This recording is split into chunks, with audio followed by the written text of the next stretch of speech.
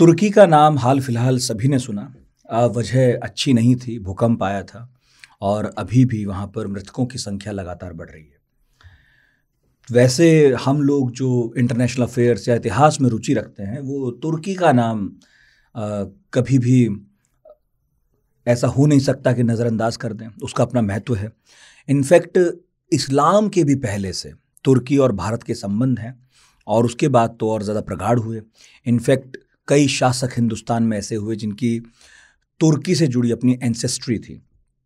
तो हमने सोचा आज तुर्की पर बात की जाए और जो बदलता वक्त है, चाहे आप इंटरनेशनल जो स्थिति परिस्थिति बन रही है उनकी बात करें, ग्लोबल स्थितियों की, या फिर इकोनॉमी की बात करें, या भारत के जो नए उभरते पार्टनर हैं ट्रेड में उनकी बात करें, या फिर कहीं थोड़ा परेशानी देने वाले देशों में भी अगर आप बात करें तो भी तुर्की का नाम ज़रूर शामिल होता है। हमारे साथ उमैर अनस हैं। उमैर जी असिस्टेंट प्रोफेसर हैं, अंकारा यिल्दिरिम बेयाजिद यूनिवर्सिटी में पढ़ाते हैं, इंटरनेशनल अफेयर्स पढ़ाते हैं और अंकारा तुर्की की राजधानी है। बहुत सारे लोग तो इस्तांबुल को भी मानते हैं। तो आपका बहुत बहुत स्वागत है उमैर जी। बहुत बहुत धन्यवाद आपका इस अच्छे शो पर, पॉपुलर शो पर आज मुझे बुलाने के लिए। आपका परिचय तो खैर मेरा आपका परिचय तो पुराना है जी, लेकिन अब आप हाल में अंकारा चले गए। कितने साल आपको वहाँ हो गए? 5 साल होने वाले हैं। 5 साल हो गए ना? वाह। तो अब तो अंकारा की गली मोहल्ले सब याद हो गए होंगे काफ़ी ज़्यादा। और चूँकि मैंने वहाँ की भाषा भी सीख ली है। अच्छा। तो भाषा सीखने की वजह से जब हम भाषा नहीं सीखते हैं तो हम किसी देश को ऊपर ऊपर से जानते हैं, लेकिन जब आप भाषा सीख लेते हैं तो लोगों के दुख दर्द में आप शरीक हो जाते हैं। वाह। तो फिर रोज़ाना की कहानियाँ हमारे पास पहुँचने लगती हैं। तो ये सलाम नमस्कार जो है उसे तुर्किश में कैसे करते हैं? मतलब मरहबा। मरहबा। मरहबा। अरे वाह, ये तो हमने गानों में सुना बहुत बार। मरहबा। ये तो उर्दू और फारसी और तुर्की सब में कॉमन है। मरहबा। हाँ, मरहबा। और जब जाते हैं विदा कैसे लेते हैं? होश शकालन। ये थोड़ा मुश्किल है। हाँ, होश शकालन। ये पॉडकास्ट के लास्ट में अगर आप होशा को सही से तोड़े तो होश का मतलब है खुश। हाँ। उनके यहाँ जो हा होता है वो हमारा खा होता है। अच्छा। तो जैसे अगर उनको कहना हो कि हुश, अगर हुश कह रहे हैं इसका मतलब खुश। खुश कह रहे हैं। हाँ, क्योंकि वो हा को खा को नहीं प्रोनाउंस कर पाते। ये वैसा मामला है जैसा सिंधु हिंदू वाला? ऐसा ही है, इसी तरह से। ईरानी जो है स और हा नहीं बोलते थे। हाँ, इसको रिप्लेस कर लेते, रिप्लेस करते थे। वैसे तुर्की में बहुत सारे शब्द जो रिप्लेस हो जाते हैं। तो उमैर साहब मरहबा। मरहबा।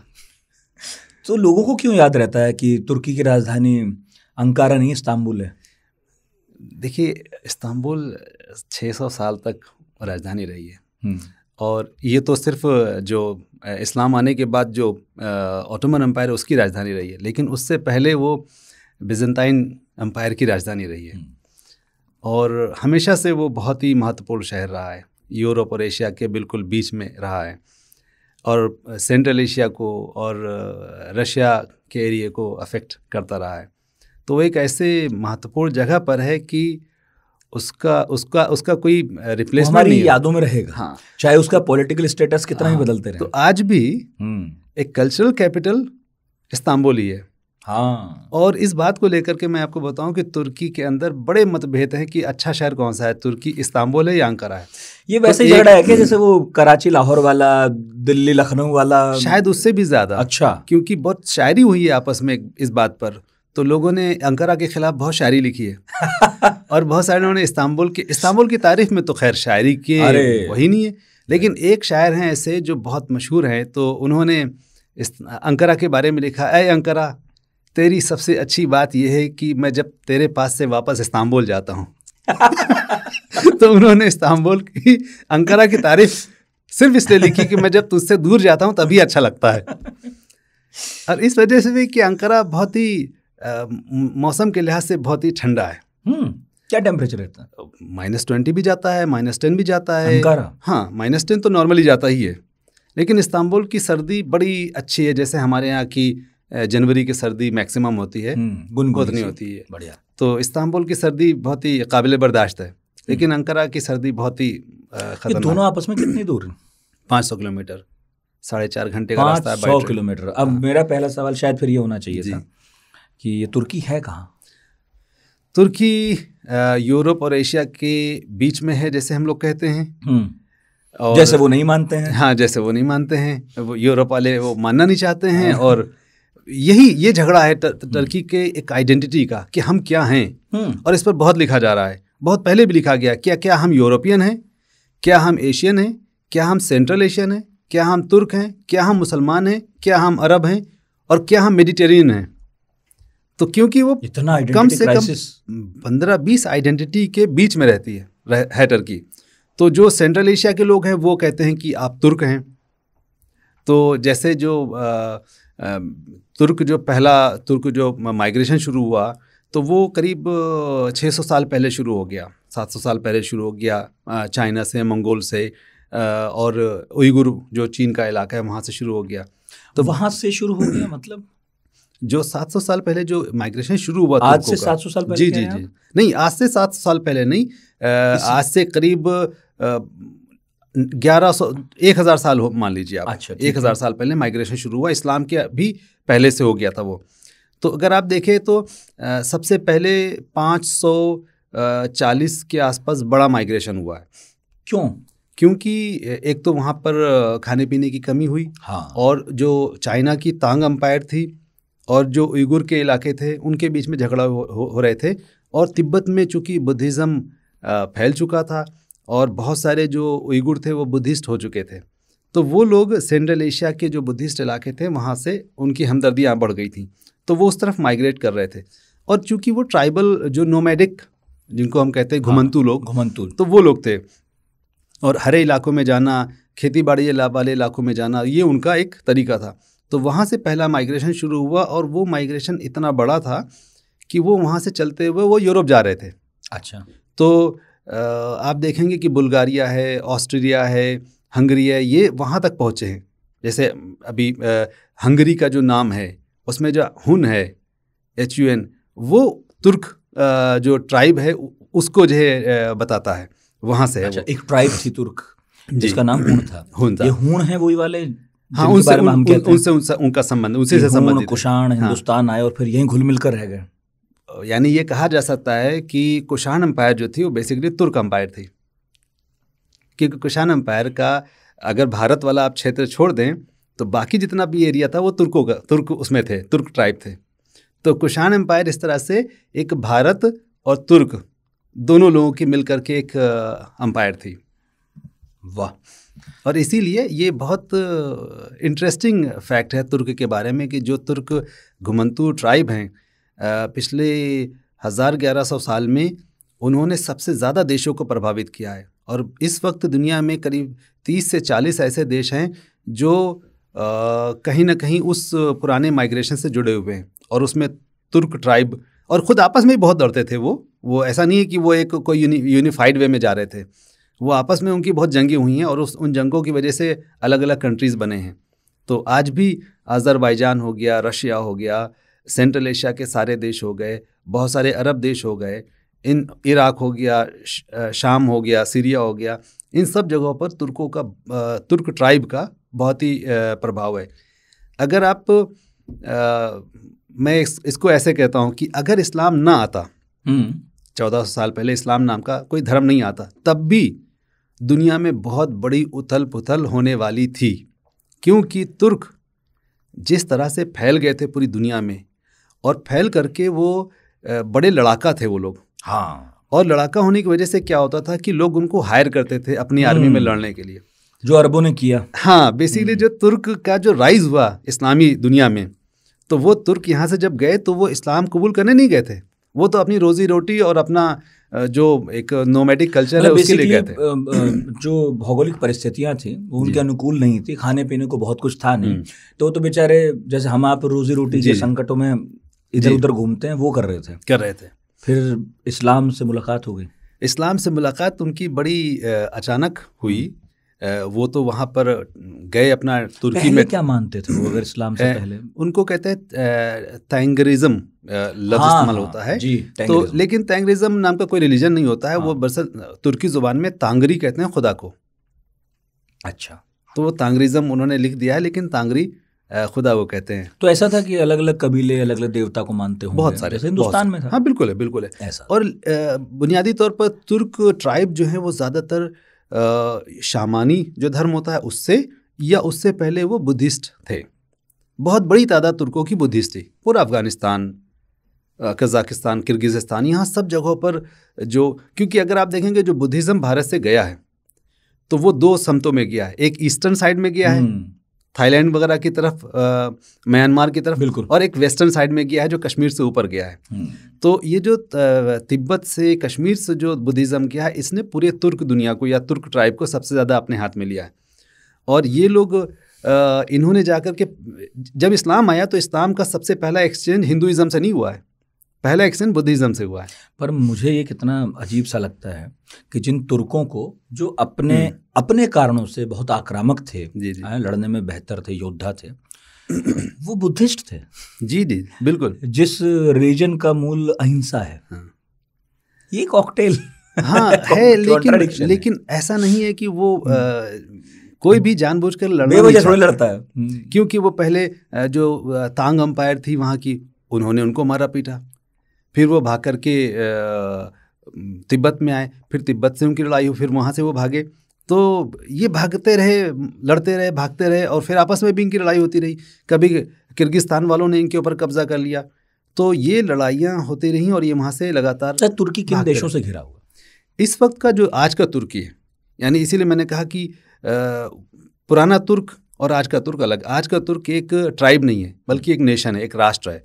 तो एक राष्ट्र के होने के नाते वो एक छोटा क्षेत्रफल है, तो लेकिन एक ऐसा क्षेत्रफल है देश के होने के नाते जो ये कहता है कि मेरा मदरलैंड जो है वो गोक तुर्क है। गोक तुर्क का मतलब है जो चाइना के पास का जो उइगुर रीजन है, तो वो गोक माने होता है ईस्टर्न साइड। तो हमारी जो ओरिजिन है वो आज ये कहते हैं कि हम तुर्क हैं, लेकिन हमारी जो ओरिजिन है वो ईस्ट में है। वाह। तो वो अपने आप को गोक तुर्क और या ओउस तुर्क के नाम, ओउस तुर्क कहते हैं। तो उससे वो अपने आप को जोड़ते हैं। मतलब ये जो कबीले थे चीन के किसी हिस्से से चले जी, आज के तुर्की तक पहुंचे और वहां पर बस गए और फिर एक देश बनाया, आपस में लड़ते झगड़ते, और फिर अतातुर्क के वक्त जो 20वीं सदी थी जी, एक तुर्की नाम के देश के तौर पर फिर फाइनली एस्टेब्लिश हो गया। अभी कहानी खत्म नहीं हुई। जब ऑटोमन एम्पायर बना तो साल बताते चलिएगा। तो अभी देखिए ये जो मैंने यहाँ से मैं कहूँ कि सबसे पहले इनको हायर किया अब्बासी एम्पायर ने 740 के आसपास, और इनको लड़ाके के तौर पर, क्योंकि अब्बासी जो बेसिकली अरब थे बगदाद में जिनकी हुकूमत थी, कुछ सिविलाइज्ड थे, तो अपने उस जमाने के लिहाज से हाँ लड़ने भिड़ने के काम थे, हाँ तो उन्होंने से करा लेते थे, हाँ उन्होंने इनके हवाले किया था, उन्होंने इनके हवाले कर दिया। और ये जो थे बहुत ज़हीन थे तुर्क जो थे। तो जब ये उनके अंपायर में जब लड़ाके बन करके भर्ती कर लिए गए, तो इन्होंने न सिर्फ ये कि फौजी लिहाज से अब्बासी अंपायर को बहुत मजबूत बना दिया, पूरा ईरान कब्ज़े में दिला दिया, फिर उसके बाद अफ़गानिस्तान पूरा कब्ज़े में दिला दिया, आगे तक तिब्बत तक पहुंचा दिया उन्होंने। अच्छा, तो पहला जो अगर आप कहें कि जो अंडरस्टैंडिंग मिलिट्री हुई है इस्लामी दुनिया के बीच में और बगदाद के बीच में, तो वो बगदाद और तिब्बत के बीच में पहला फौजी एग्रीमेंट हुआ है, वो 756 के आसपास हुआ है। और पहली जंग भी 760 के आसपास तिब्बत के पास किर्गिज़स्तान के इस इलाके में हुई है। उस वक्त भारत कहीं भी नक्शे में नहीं है, भारत कोई आना नहीं चाहता है इस वक्त, यानी भारत झगड़े में अभी नहीं है, वो सेंट्रल एशिया से हो रहा है। तो उस वक्त जो लोग तुर्क वहाँ जुड़ गए थे उनके साथ, वो लोग, उनकी जो प्रतिभा थी, उनकी जो सलाहियत थी, उसको देख करके वो बहुत खुश हुए। और धीरे धीरे ये लोग पहले मुसलमान नहीं थे, लेकिन अब्बासी एम्पायर में रहते रहते मुसलमान होने लगे। जब मुसलमान होने लगे तो उनको बड़े बड़े पोस्ट मिलने लगे, किसी को फ़ौज में, किसी को यहाँ, किसी को वहाँ। तो उसमें से एक ट्राइब ऐसा था जिसको बर्मक कहते हैं, बर्मक। वो अफ़गानिस्तान के किसी इलाके से, बर्मक इलाके से आए थे, तो अपने नाम के आगे वो बर्मकी लिखते थे। वो प्राइम मिनिस्टर बन गए। उसमें नाम है यहया बर्मकी, खालिद बर्मकी, पूरा ख़ानदान था, बहुत ज़हीन। वो बुद्धिस्ट थे ओरिजिनली, और फिर वो मुसलमान हो गए, और मुसलमान होने के बाद वो बड़ी पोस्ट पर आ गए। उन्होंने चूँकि वो बुद्धिस्ट उससे आते थे, तो उनको ये पता था कि वहाँ एशिया में क्या चल रहा है, भारत में क्या चल रहा है, वहाँ लिखने पढ़ने का क्या काम चल रहा है। ये वो ज़माना है जब यहया बर्मकी ने हारून रशीद को बोला कि आप अपने यहाँ एक स्कूल बनाइए, उसका नाम होगा बैतुल हिकमा, यानी विजडम, हाउस ऑफ विजडम, और उसमें आप ट्रांसलेट करवाइए दुनिया के सभी अच्छे साहित्य को। संस्कृत का सारा सामान जो ट्रांसलेट हुआ है वो इसी ज़माने में हुआ है, पहली बार। और जो पंचतंत्र है वो उसी ज़माने में ट्रांसलेट हो गई है, जिसको अरबी में कलीला दिमना कहते हैं। तो ये 740 के ज़माने से ट्रांसलेशन। तो ये बर्मकी जो ख़ानदान था, इनको पूरा लिटरेचर, तो इन्होंने बहुत पंडितों को बुलाना शुरू किया, जितने भी नॉलेजेबल लोग थे उनको कहा कि आप साइंस, मैथ्स, फिलॉसफी। कहाँ था ये बगदाद के अंदर, बगदाद। तो सारी संस्कृत की किताबें वहाँ गईं। जिनको संस्कृत से अरबी नहीं आती थी उन्होंने उसको पर्शियन में किया, फिर पर्शियन से उसको अरबी में लाए, और ये उसी ज़माने में बड़ा ट्रांसलेट हो गया। और उसके कुछ दिनों के बाद फिर जो वेद के बहुत सारे पार्ट थे वो ट्रांसलेट होने लगे। ज़्यादातर हिंदू धर्म की ज़्यादा रिलीजन जो था वो ज़्यादातर ट्रांसलेट होने लगा था, लोग हिंदुइज़्म को जानने लगे थे। और ये इंटरेस्टिंग बात है कि जिन लोगों ने, जब मुसलमानों ने हिंदुइज़्म को पढ़ा, तो उस ज़माने के जो मुसलमान हैं उन्होंने जो क्रिश्चियनिटी और जुडाइज़म से जो उनके झगड़े चल रहे थे, जब उन्होंने हिंदुइज़्म को पढ़ा तो उन्होंने कहा कि ये इसमें हमारा कोई ज़्यादा झगड़ा नहीं है। तो जो सूफ़ीवाद फैला वो हिंदुइज़्म को पढ़ने के बाद फैला, यानी इस्लाम और हिंदुइज़्म के मिक्सअप से सूफ़ीज़्म आया, क्योंकि जो आत्मा का जो कॉन्सेप्ट यहाँ था और इस्लाम जो समझ रहा था वो बहुत करीब का था। तो वो उसको कहते हैं वहदतुल वजूद या वहदतुल शहूद के दो लफ्ज़ हैं कि इंसान, ये जो वजूद है, कायनात जो है वो एक ही है, उसी से सब मिलके बने। तो ज़्यादातर हिंदू फिलॉसफी और मुस्लिम फिलॉसफी बहुत एक पॉइंट पर आ गई, और फिर यहाँ से सैकड़ों की तादाद में बगदाद लोग गए उसको सीखने के लिए, और फिर वहाँ से यहाँ आना शुरू हुए। सूफ़ीवाद को अगर आप देखेंगे तो वो कोई क्षेत्रफल वगैरह के कब्जे करने की उसमें कहानी नहीं है, वो यहाँ आ रहे हैं कि ये चल क्या रहा है, इंडिया में हो क्या रहा है। तो वो यहाँ की पूरी जो परंपरा है, स्पिरिचुअल ट्रेडिशंस, उनको समझने के लिए आ रहे हैं। अभी 2 एपिसोड पहले हमने सूफिज्म पर बात की, बहुत लंबी चौड़ी। तो ये बहुत इंटरेस्टिंग पार्ट, और ये हाउस ऑफ विजडम की वजह से हुआ, और इसमें ज़्यादातर कॉन्ट्रीब्यूशन तुर्कों का था। फिर आप देखेंगे सबसे बड़ा तुर्क जो अभी तो लोग ही पढ़ रहे, तुर्कों ने तो ये जलाया, वो फूंका। नहीं, अल-बिरूनी आया। अल-बिरूनी तो वो सालों साल मंदिर के अंदर बैठा रहा, पहले उसने संस्कृत सीखी। अल-बिरूनी, हाँ, कब? ये 10 इसके साथ आया था, ये महमूद गजनवी के साथ, और 1022-23 के आसपास। तो इसने पहले अपने आप को हिंदू बता करके ये मंदिर में जाके ठहरा। ये किस्सा है? हाँ, ये किस्सा है, हिंदू बता के। हाँ, और उसने वो संस्कृत सीखी, बहुत सारी भाषाएं सीख करके फिर उसने ट्रांसलेट करना शुरू कर दिया, और सारा किताबुल हिंद यानी इंडिया के बारे में दुनिया में पहला इंट्रोडक्शन वो अल-बिरूनी लिखा, जिसकी किताब का नाम है किताबुल हिंद। और ये उपलब्ध भी है। हाँ, दुनिया में भारत को इंट्रोड्यूस कराने वाला सबसे मजबूत, सबसे बड़ी किताब है, और बड़ी डिटेल में बड़ी इंटरेस्टिंग कहानियाँ उसमें बता रखी है, कास्ट सिस्टम से लेकर के वेदों के बारे में सब चीज़ें उसने सब कुछ कवर किया है। और वो एक तुर्क है। फिर वो वापस गया, फिर उसने सबको बताया है कि अरे इंडिया में तो बहुत चल रहा है। उसकी किताबुल हिंद की वजह से पूरे अरब देश का जो इंटरेस्ट है, या तुर्कों का जो इंटरेस्ट है, वो इंडिया में वापस आ गया। चलो भाई, वहाँ देखो क्या चल रहा है वहाँ पर। तो वो इंडिया को एक अनसुलझी पहेली के तौर पर देखते थे, क्योंकि वो सारी चीज़ें यूरोप में नहीं हो रही थी। और यूरोप को तो वो समझ रहे थे फिर भी। हाँ। लेकिन इंडिया को छोड़ गए थे। तो हाँ। नहीं, यूरोप में अब उनका इंटरेस्ट नहीं हो रहा था, वो इंडिया में उनका बहुत इंटरेस्ट हो रहा था, तो इसलिए वो इधर आए। तो ये तुर्क जो है, अब वहाँ पर ये लोग धीरे धीरे आगे बढ़ते गए, इनकी ताकत मजबूत होती गई। जब अब्बासी एम्पायर टूट गया तो उसके बाद सल्जूक एम्पायर आया। तो सल्जूक एम्पायर में क्या हुआ कि ये 1100 के आसपास का टाइम है, और एक तुर्क कबीला जो एर्तुगरुल गाजी वाला टाइम है, वो वहाँ से आ रहा है। अभी वो मुसलमान नहीं हुआ है, वो यहाँ पर आते आते कुछ लोग उसमें मुसलमान होते जाएंगे। एर्तुगरुल के बाप दादाओं में से लोग मुसलमान होते जाएंगे, लेकिन वो आकर के एक जगह पर जब मुसलमान हो भी गए तब भी बहुत लो प्रोफाइल हैं, लेकिन वो ठहरे हुए। वहाँ पर सल्जूक एम्पायर में और एक दूसरे मुस्लिम उसमें लड़ाई हो जाती है। लोगों ने कहा कि अरे तुम यहाँ पर बैठे हो, तुम जिस बादशाह के इलाके में रहते हो उनकी मदद नहीं करोगे? उनका ज़रूर करेंगे। ये गए, उन्होंने मदद की और वो जीत गए।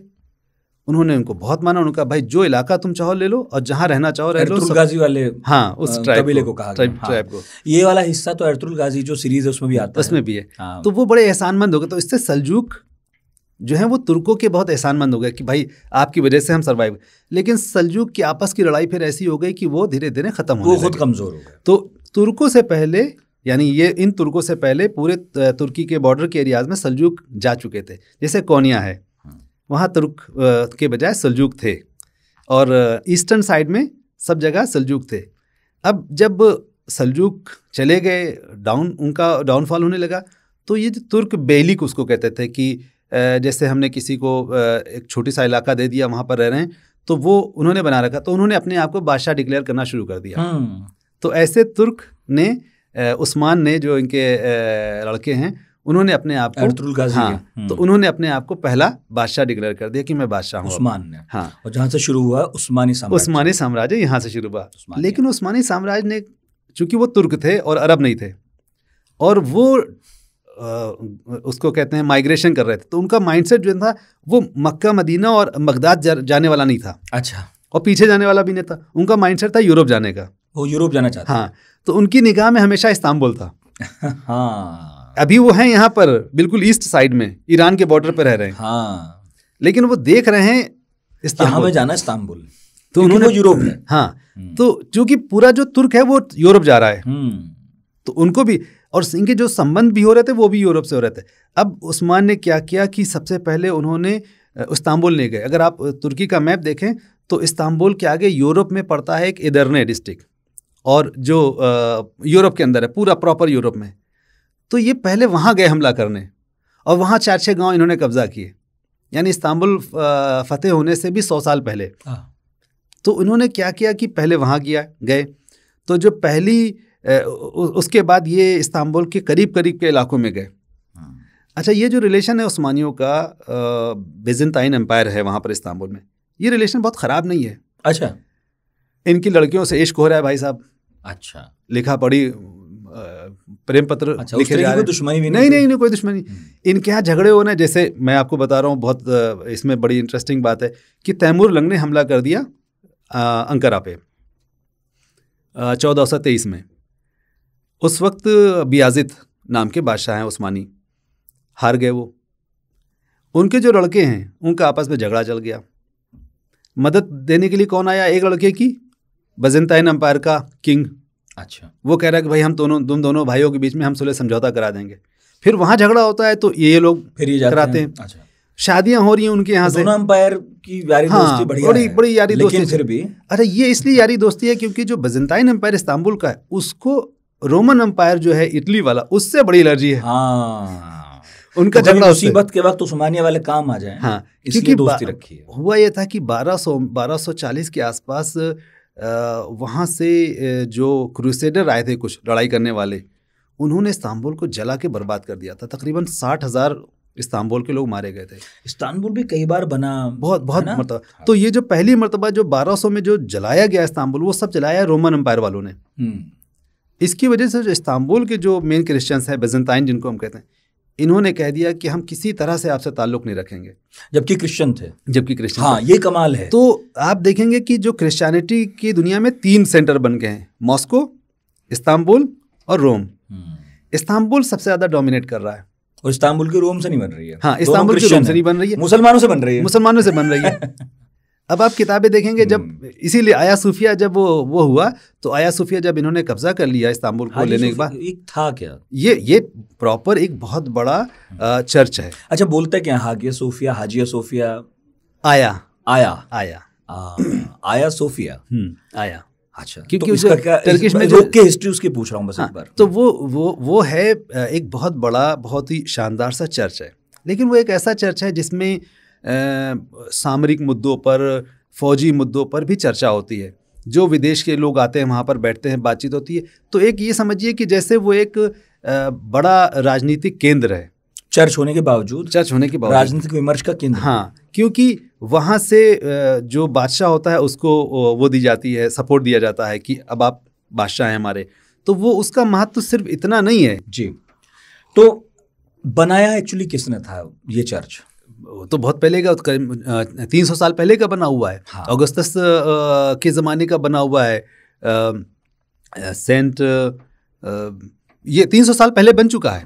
और उससे पहले भी 2 मरतबा टूट फूट चुका है, लेकिन उस जमाने में वो बन के बहुत अच्छा सा तैयार। लेकिन आप जो कह रहे हो कि वहाँ राजनीतिक विमर्श होता था, ये उसके महत्व का बड़ा कारण था। जी हाँ, तो जब ऑटोमन एम्पायर ने कब्जा किया तो उन्होंने आया सोफिया को जब देखा तो उन्होंने उसको सिर्फ एक टेम्पल या चर्च के लिहाज से नहीं देखा, उन्होंने उसको एक राजनीतिक केंद्र के तौर पर देखा और उनका चूंकि ये राजनीतिक केंद्र है तो इसलिए हम इसको टेक ओवर करेंगे, और इस लिहाज से उसको उन्होंने टेक ओवर किया।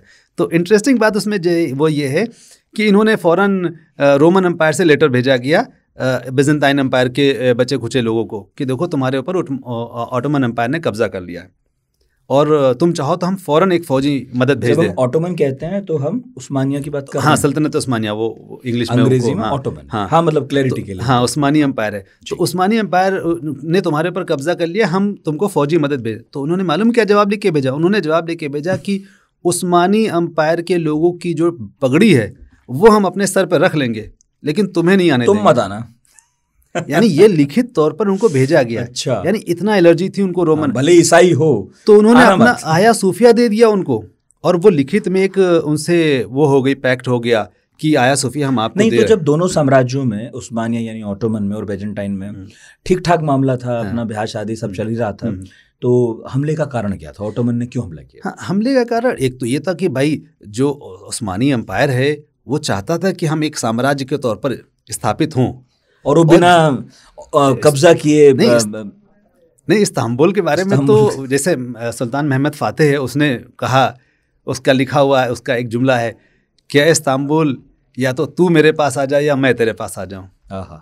और जो ऑटोमन एम्पायर के या उस्मानी एम्पायर के जो बादशाह हैं वो चूंकि यूरोप सेंट्रिक हैं, आगे को जाना चाहते हैं, तो वो इस्तांबुल पहला जीना बीच में वो पड़ेगा ही, वो पड़ाव है, और वो उसको हर हाल में लेंगे। यारी दोस्ती अपनी जगह, हाँ, लेंगे उसको। लेकिन ये है कि वो क्रिश्चियन लोगों से अच्छे संबंध बना करके करना चाहते थे वो, और उस्मानिया भी। हाँ, बीच में बहुत सारे झगड़े टंटे उनके हुए, उसकी वजह से उनको आखिरकार उसे टेक ओवर करना पड़ा। लेकिन मैं ज़्यादा सही यही समझता हूँ कि साम्राज्य का जो विस्तार होता है वो ऐसा ही होता है, आपके चाहे जितने अच्छे संबंध हो, लेकिन एक दिन आप उसको ले लेंगे। यानी कि मैं मिसाल दूँ तिब्बत की, चाइना कुछ भी कहे कि नहीं मैं बहुत अच्छे से आपको रखूँगा, लेकिन आखिरकार उसने पूरे तिब्बत को अपने ले लिया। अच्छा। तो उस्मानी एम्पायर ने उसको ले लिया और फिर वहाँ से वो आगे की तरफ देखने लगे। जो यहाँ पर मैं बताना चाहता हूँ वो ये है कि बाद के ज़माने में जो झगड़ा होगा, यानी अतातुर्क के ज़माने में, वो ये होगा, वो ये इल्ज़ाम लगाएंगे कि जो उस्मानी जो थे वो ज़्यादा यूरोसेंट्रिक थे और हम असली तुर्क हैं। तो उस्मानियों को कहा जाएगा तुम असली तुर्क नहीं हो, असली तुर्क हम हैं।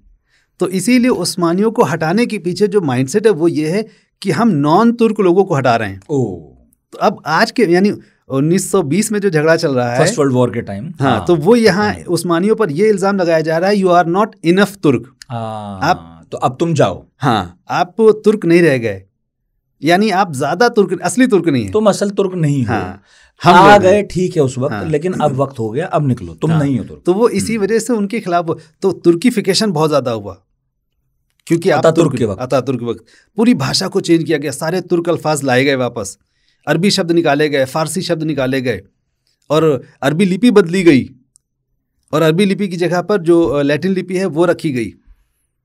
मैं आऊँगा कमाल अतातुर्क पर, जिन्हें जवाहरलाल नेहरू ने भी काफ़ी प्रेज किया, और इंदिरा को ये कहा कि इस नेता की जीवनी पढ़नी चाहिए, क्योंकि उस वक्त हिंदुस्तान जो है अंग्रेज़ों से लड़ रहा था। जी। और शायद उनके विज़न में भी एक ऐसा हिंदुस्तान था जो जातियों से, प्रांतों से, भाषाओं से ऊपर उठकर एक हो, यूनिफिकेशन, जो कमाल अतातुर्क पाशा ने भी किया। आप उस्मानिया की बात अभी कर रहे थे, है ना? क्या ऑटोमन एम्पायर के वक्त तुर्की एक तरह से दुनिया के केंद्र जैसा हो गया था?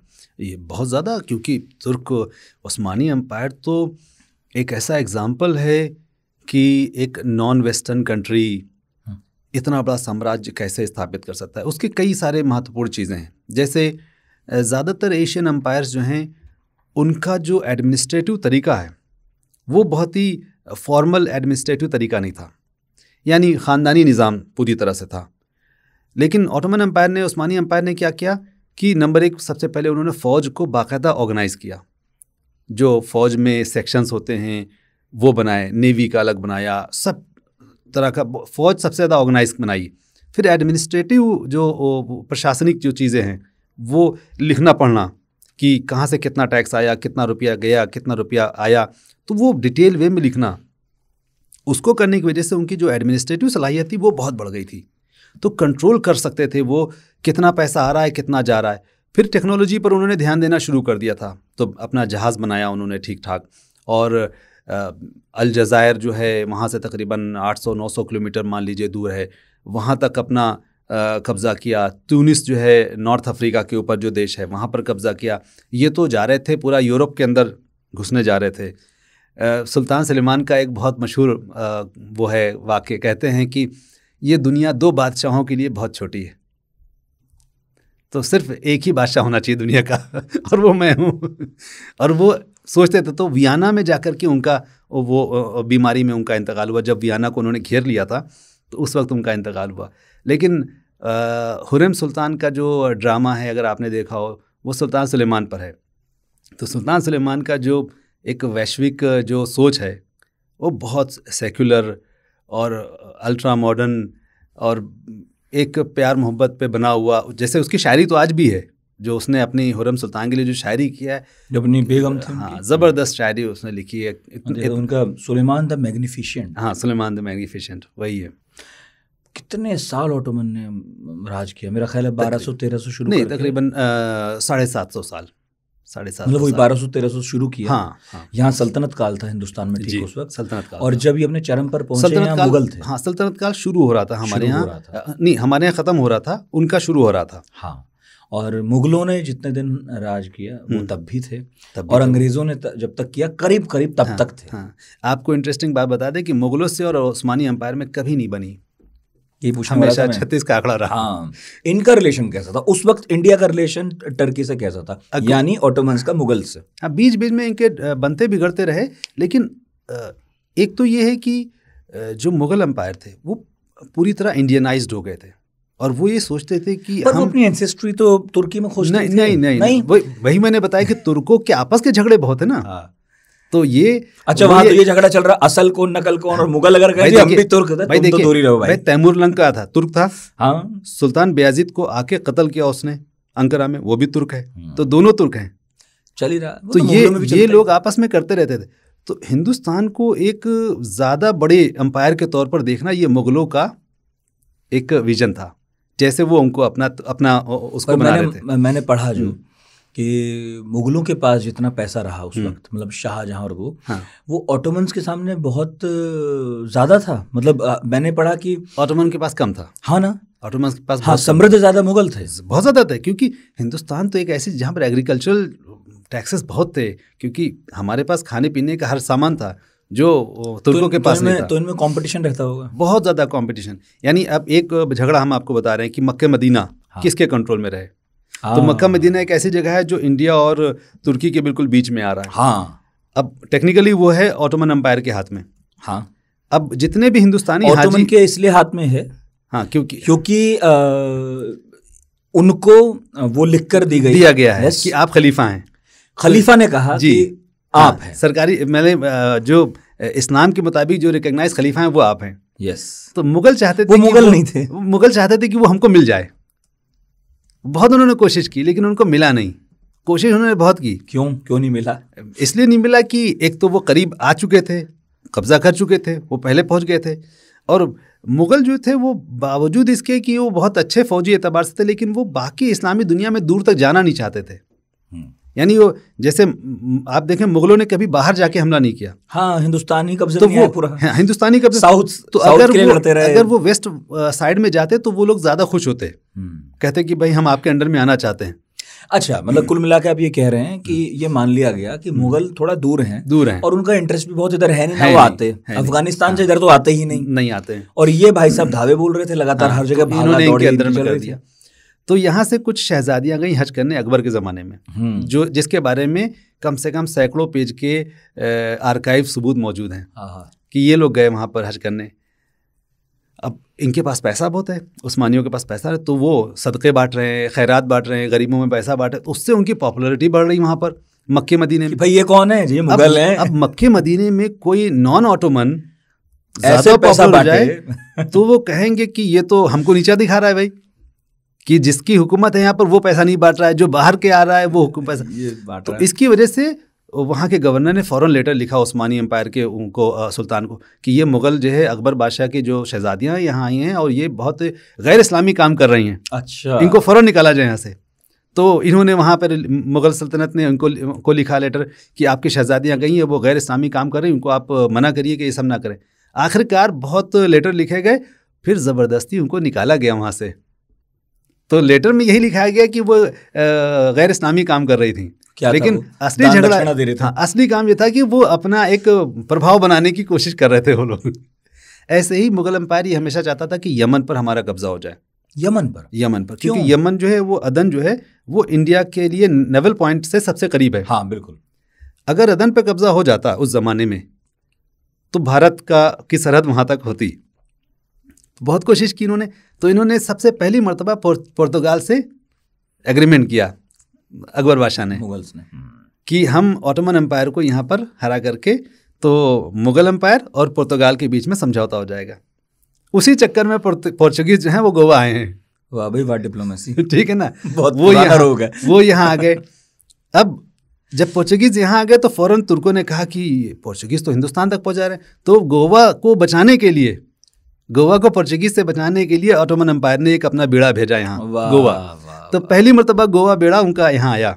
ओहो, तो पहला आमना सामना ठीक ठाक जी गोवा के मामले में हुआ, गोवा के और ऑटोमन। हाँ, और उसके बारे में बड़े पेपर मौजूद हैं, ऑन रिकॉर्ड है। बिल्कुल वो नहीं चाहते थे। उन्होंने इल्ज़ाम लगाया कि आप गैर मुस्लिम ताकतों से मिल करके एक मुस्लिम एम्पायर को आप हरा रहे हैं। अच्छा, तो पोर्चुगीज से उनका समझौता बन रहा था, वो उनको पसंद नहीं है। इसीलिए अकबर बादशाह के ज़माने में सबसे ज़्यादा रिलेशन बिगड़े रहे ऑटोमन से। हाँ, क्योंकि ऑटोमन मुग़ल का जो था वो इंडिया को लेकर के अलग एक बड़ा विजन था आगे तक जाने का। ऑटोमन्स उसको कबूल नहीं कर रहे थे किसी तरह से, और इसीलिए कभी उनके रिलेशन बीच बीच में कभी अच्छे हो जाते थे, तोहफे तहफ़ बहुत भेजते थे। हाँ, मैंने पढ़ा कि मुग़ल तो ऑटोमन्स को खूब तोहफा भेजते थे। वो तोहफे इसीलिए भेजते थे कि डिप्लोमेटिक, तुम उधर है ना, हम इधर हैं। अब उसमें जैसे एक उनका एक व्यक्ति है जो गुजरात होते हुए आ रहा था, तो वो उसकी कश्ती टूट गई, वो बह करके गुजरात के पास आया, तो गुजरात में 6-7 महीने रुका। उसके बाद फिर यहाँ से वापस जाने का रास्ता ढूंढते हुए जब वो गया तो पाकिस्तान बॉर्डर राज का जो उसने क्रॉस किया, तो उसको बताया गया कि हुमायूं यहाँ के वो हैं बादशाह, और हुमायूं साहब ने आपको बुलाया है। तो वो गया हुमायूं के पास, वहाँ पर बातचीत हुई, तो हुमायूं ने देखा कि वो बहुत ही ज़हीन आदमी, उसने उसको लालच में ऑफ़र किया कि तुम हमारे प्राइम मिनिस्टर बन जाओ। अच्छा, तो वो प्राइम मिनिस्टर तो नहीं बना। उसने कहा कि नहीं, हमें हमारे बादशाह की बहुत याद आ रही। उसने अपनी बादशाह की याद में बड़े नाते नज़में लिखी।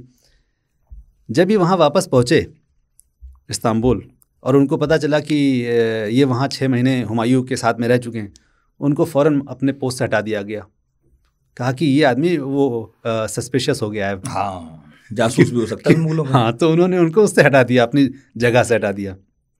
तो ये मुगलों का एक मुगल और ऑटोमन एम्पायर का लव हेट रिलेशनशिप टाइप। अच्छा, इसके बीच में आता है सफ़विद एम्पायर, जो ईरान में आ जाता है। तो ये ट्रायंगल ऐसा बनता है कि मुगल एम्पायर ने सफ़विद एम्पायर से ज़्यादा रिलेशन रखा, और इधर सफ़विद एम्पायर की और ऑटोमन एम्पायर की हमेशा लड़ाई होती रहती थी, हमेशा, क्योंकि सफ़विद एम्पायर नहीं चाहता था कि ऑटोमन एम्पायर कभी भी इस तरफ आए। अब जाके थोड़ा इंडिया चाइना रशिया हुआ जी, तो ये झगड़ा बहुत मजबूत बना उनका, और इसी वजह से ऑटोमन एम्पायर ने छोड़ दिया कि हम इधर रुख नहीं करेंगे, क्योंकि 2 मजबूत एम्पायर यहाँ पर हैं, अपना ही नुकसान था लड़के। हाँ। लेकिन जो मैंने देखा इस्लामी दुनिया में भी, और जब हम दुनिया की हिस्ट्री भी पढ़ते हैं, तो जो तवज्जो ऑटोमन्स को दी गई, उस्मानिया को दी गई, उतनी मुग़ल को या सफ़ाविद को नहीं दी गई। सफ़ाविद को अलग भी करे, लेकिन मुग़लों के पास तो सब कुछ था कि उन्हें तवज्जो मिलती। क्या कारण है कि हिस्ट्री में उतना महत्व नहीं है? उसके 2 कारण हो सकते हैं। पहला तो एक जियो स्ट्रेटजिक है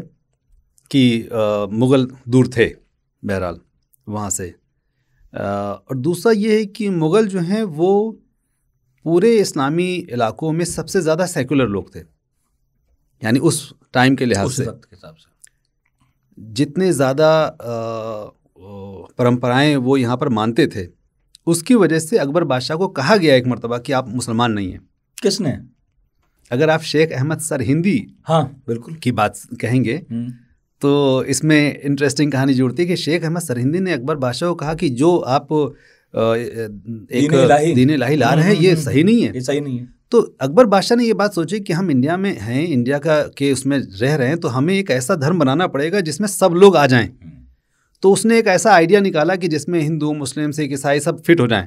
उसका नाम उसने रखा दीन इलाही, ईश्वर का। लेकिन ये बात उनको सही नहीं लगी। उन्होंने कहा कि ये तो इस्लाम को चेंज करने, खड़े कर रहे हो, इस्लाम को चेंज करना है। तो उन्होंने इसके खिलाफ बड़ी जद्दोजहद की, और जब जद्दोजहद की तो उससे अकबर बादशाह की ताकत कमज़ोर हो गई और वो उन्होंने सरहिंदी को जेल में भेज दिया। अच्छा, हाँ, वो तो जेल में रहे। वो तो बाद में जहांगीर बादशाह आए तब उन्होंने निकाला उनको, वो जेल भेज दिया गया था। और इसी वजह से तुर्की में सबसे ज़्यादा पॉपुलर अगर कोई सूफ़ी है तो वो शेख अहमद सरहिंदी हैं। वो एस्टेब्लिशमेंट के खिलाफ खड़े हुए। हालांकि लोगों को ये नहीं पता है कि वो अकबर बादशाह के खिलाफ थे। अच्छा, ये नहीं मालूम है, उस तरह नहीं पता। नहीं, उसमें उनकी जो सूफी वो है परंपरा है वो मशहूर है। हाँ, उसके बारे में है। तुर्की में भी सूफी परंपरा खासी मशहूर है। तुर्की तो सारे 100% तुर्की वो सूफी परंपराओं से जुड़े रहते हैं। हर तुर्की किसी न किसी एक सिलसिले से जुड़ा रहेगा। तुर्की बाद के दिनों में इतना सेकुलर कैसे हुआ? बाद के दिनों में सेकुलर होने की बात नहीं है। तुर्की का सेकुलराइजेशन शुरू हुआ 1839 से। ओके। 1839 में पहली मर्तबा तुर्की ने तंजीमात नाम का एक पैकेज शुरू किया। इसका मतलब है कि हम एक ब्रिटिश एम्पायर की तरह एक एम्पायर बनना चाहते हैं।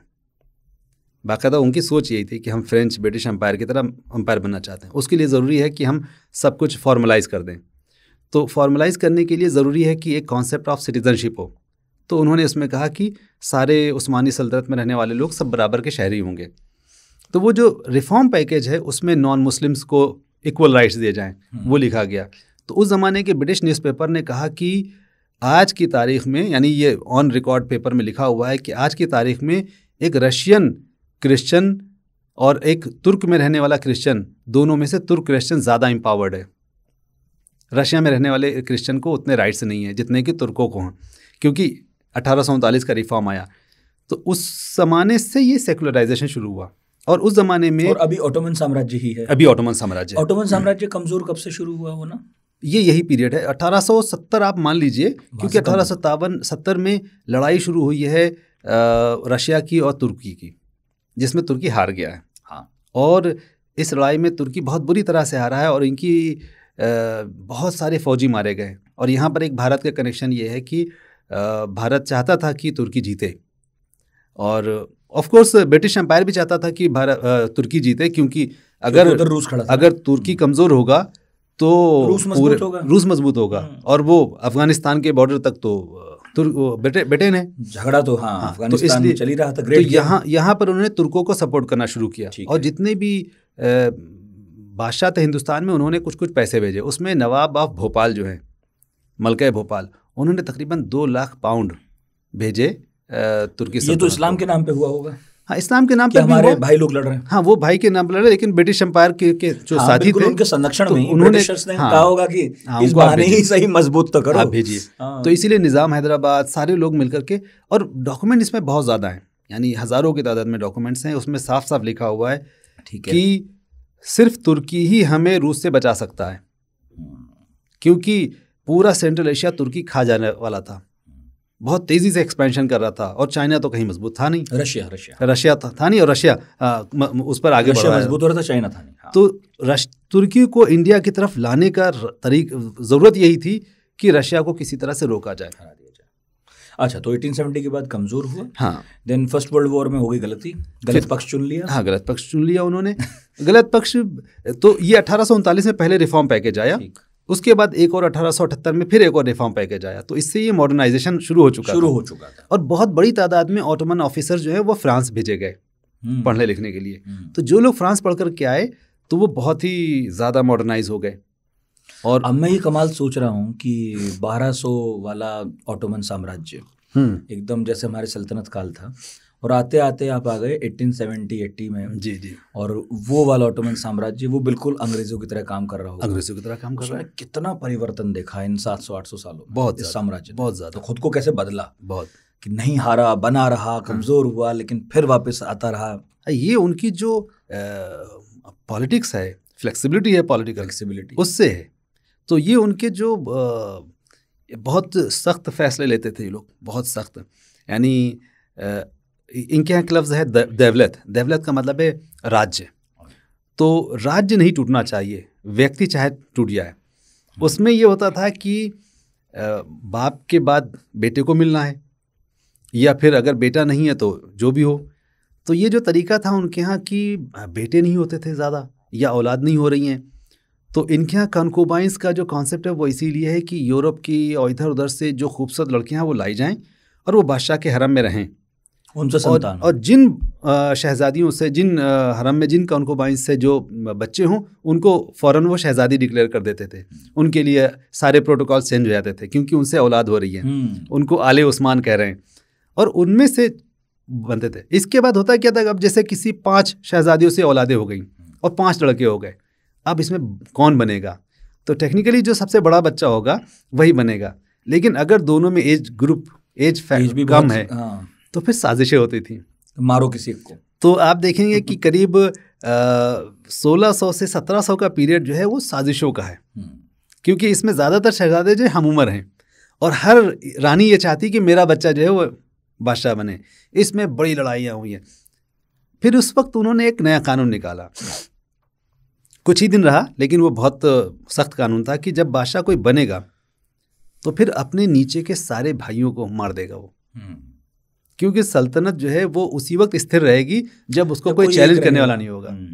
तो छोटे, बिल्कुल छोटे बच्चों को छोड़ करके वो सबको मारते थे, और ये बहुत ही हार्श फैसला था। यानी बादशाह को भी पसंद। कब रहा ये 1600 से 1700 के बीच में रहा, 2-3 मरतबा बाकायदा इसमें मारा गया।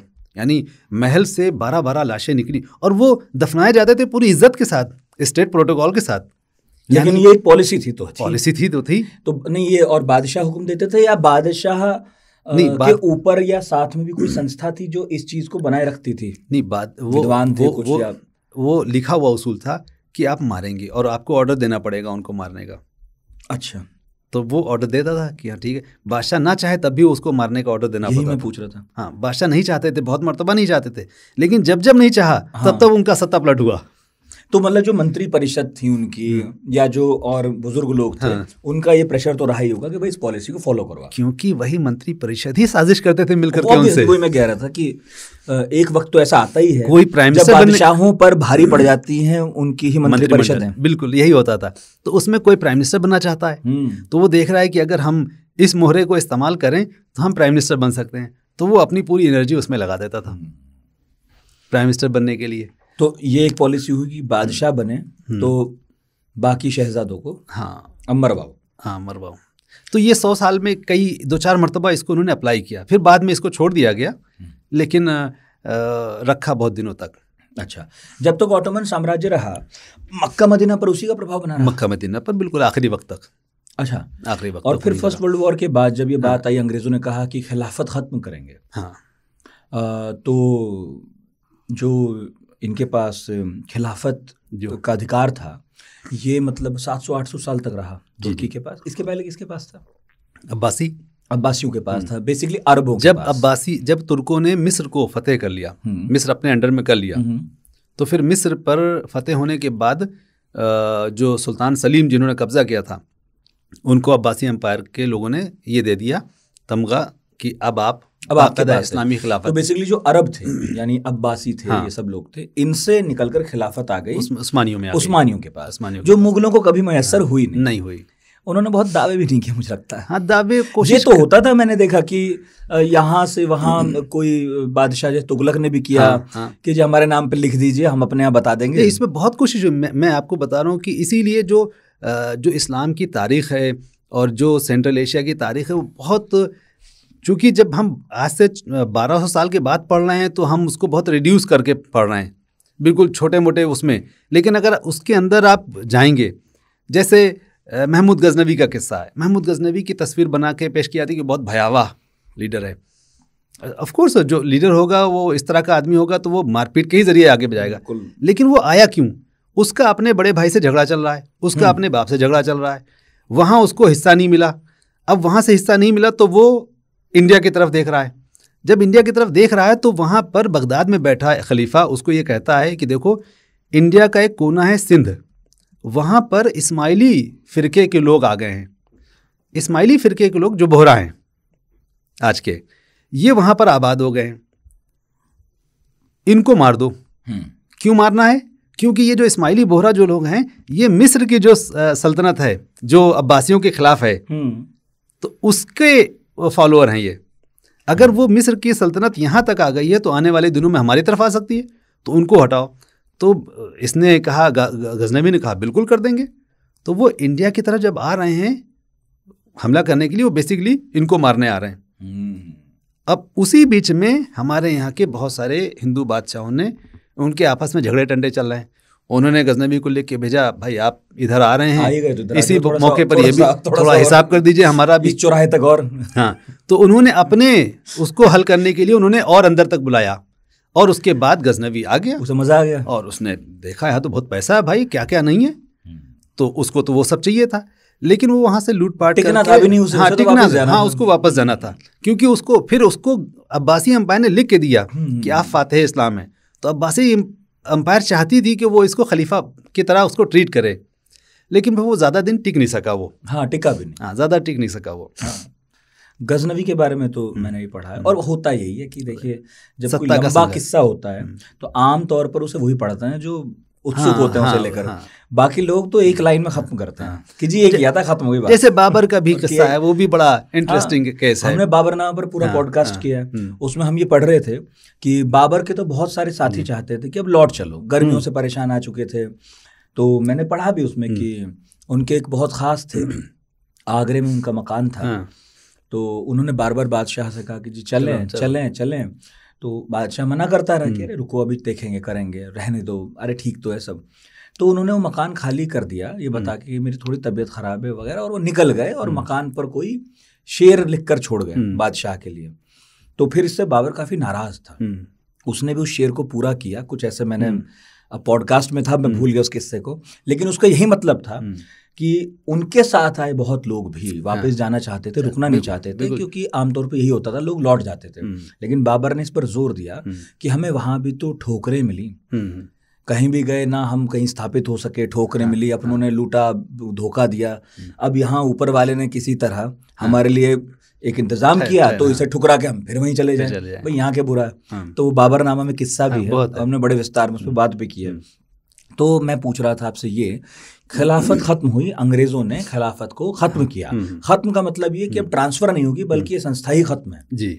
तो फिर जो गांधी पर भी एक बड़ा आरोप है कि वो शायद राजनीति में धर्म का जो नहीं, वो बहुत पहला मिलन है, वो ये जो है खिलाफत आंदोलन को पढ़ने के दो पीरियड हैं। ठीक है, एक वो पीरियड है जब खिलाफत मूवमेंट चल रहा है, और एक वो पीरियड है जब हम आज खड़े हैं। ठीक है, इसीलिए इतिहास को जब आप आज के ज़माने में पढ़ेंगे तो बिल्कुल उसका रिड्यूस्ड फॉर्म, शॉर्टकट, जैसे हमारे यूपी में जो कुंजियाँ चलती हैं पढ़ने के लिए, तो वो ये है जो कुंजी से पढ़ने वाला इतिहास का तरीका है वो ये है कि वो अगर आप देखेंगे तो उसमें क्या, खिलाफत मूवमेंट किस बात का है? खिलाफत मूवमेंट खिलाफत को बचाने का नहीं है, खिलाफत मूवमेंट इस बात का है कि पूरे मक्के मदीने पर ब्रिटेन का कब्जा हो गया है, और उन्होंने अपने पिट्ठुओं को वहाँ पर जो वहाबी हैं उनको बिठा दिया है, जो आजकल ये लोग हैं, ये उस ज़माने में वहाबी थे, अरब वहाबी।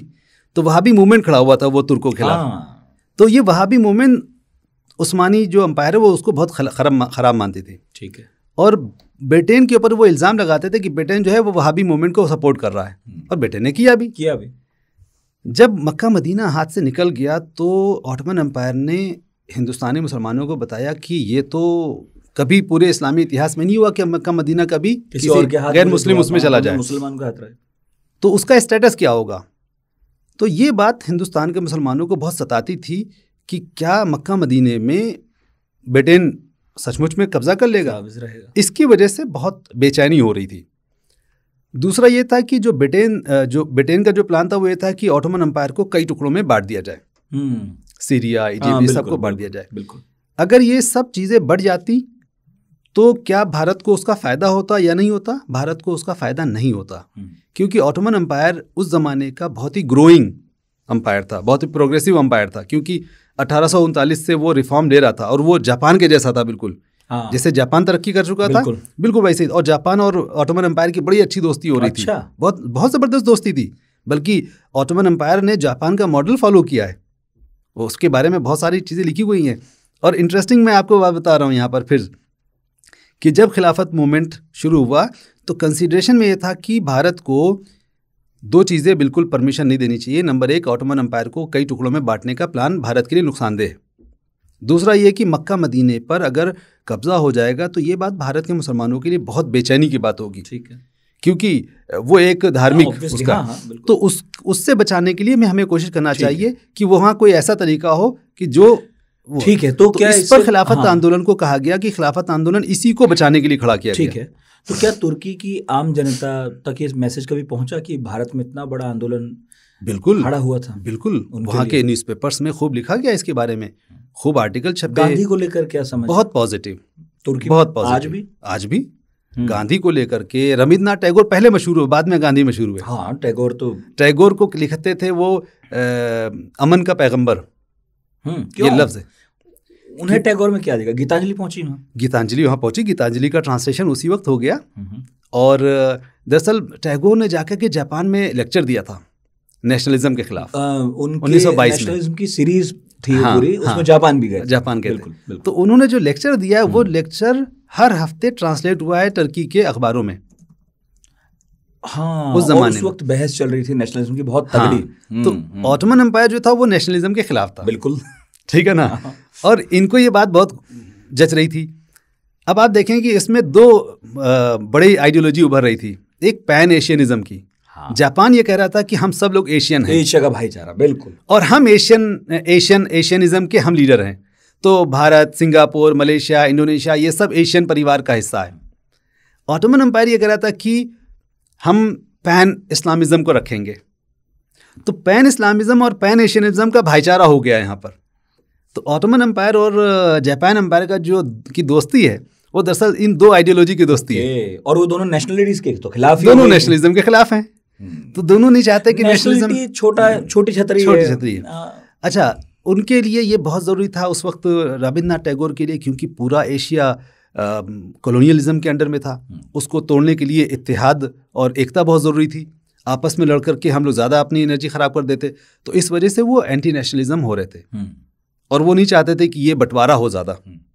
नेशनलिज्म का मतलब ये नहीं है कि वो अपने हिंदुस्तानी होने पर उनको कोई गर्व नहीं था, ज़रूर था, लेकिन हिंदुस्तानी होने के गर्व की वजह से हम जापानीज से नफरत करें ये उनको मंजूर नहीं था। और उस वक्त के समय की ज़रूरत भी ये थी। तो वो कि अब ये कह रहे थे कि हम नेशनलिज्म के नाम पर बंटवारा न करें आपस में, ठीक है, और हम साम्राज्यवाद के खिलाफ लड़ें, ठीक है, सिर्फ इतनी बात थी।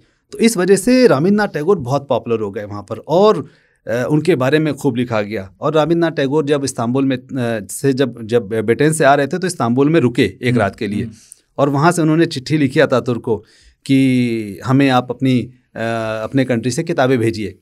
तो वो मिल नहीं सके, उनसे चले गए। लेकिन उसके बाद कमाल अतातुर्क ने कम से कम 250-300 किताबें भिजवाईं जो शांति निकेतन में आज भी रखी हुई हैं। वाह, उस ज़माने में भिजवाती थी वो किताबें, यहाँ आई। तो किताबों का पूरा नाता है। देखिए मेरे पास जो किताब है अतातुर्क पर जी, एंड्रयू मैंगो की, ये भी मेरी एक दोस्त इस्तांबुल से लाई थी, टर्की से। जी जी। और अतातुर्क को लेकर नेहरू ने जो अपने विचार रखे, जी जी, इंदिरा को कहा कि इस शासक को पढ़ना चाहिए, ये विजन होना चाहिए। अतातुर्क के हमारे जो नेशनल लीडर्स रहे उनसे खतो खिताबत या कभी मुलाकात का कोई है ऐसा? उस वक्त नेहरू से तो ज़्यादा नहीं है, नेहरू से तो, क्योंकि उस वक्त नेहरू लोग बहुत यंग है ना। बिल्कुल, अतातुर्क बहुत सीनियर लीडर है, तो इस डायरेक्ट खतो किताबत नहीं है। लेकिन उस्मानी एम्पायर के जनरल थे ये अतातुर्क। हाँ, और बहुत वफादार, बहुत ही। मैं रिकमेंड करूँगा कि जिन लोगों ने अतातुर्क को ना पढ़ा हो, कुछ उनके बारे में ना देखा हो, उन्हें कमाल अतातुर्क इनके बारे में ज़रूर पढ़ना और देखना चाहिए। दो बड़ी गलत फहमी अतातुर्क के बारे में। नंबर एक तो बहुत सारे जो रोक रहा हूँ, अतातुर्क का मतलब मुस्तफ़ा कमाल अतातुर्क का मतलब हुआ, हाँ, राष्ट्रपिता, जो हम गांधी के लिए कहते हैं। हाँ, अता कहते हैं जो सबसे बड़ा हो। बिल्कुल, अता, तो इस माने में उनका इस्तेमाल होता है। तो जो बहुत ज़्यादा जो कंजर्वेटिव मुस्लिम्स थे, ख़ास तौर से चूँकि इन्होंने खिलाफत को ख़त्म किया था, इस वजह से उन्होंने बहुत ज़्यादा ये प्रचार कर दिया कि कमाल अतातुर्क जो है वो बहुत ज़्यादा इस्लाम विरोधी शख्स थे। अच्छा। जबकि ऐसा नहीं है। उन्होंने ईरान के शाह जैसा मामला नहीं है। तो उन्होंने सिर्फ ये किया कि जो धार्मिक कर्मकांड है और जो धार्मिक आइडेंटिटी है उसको और नेशन की जो आइडेंटिटी उसको आप अलग रखिए, और धर्म को सियासत से ज़्यादा रिश्ता नहीं रखना चाहिए। नेहरू जैसा काम है। नेहरू जैसा, जैसे नेहरू हिंदू थे, मानते भी थे, हाँ, सारी कर्मकांड भी करते थे, लेकिन देश से अलग किया, राजनीति से अलग कर दिया। तो इन्होंने सक्सेसफुली धर्म को राजनीति से अलग कर दिया।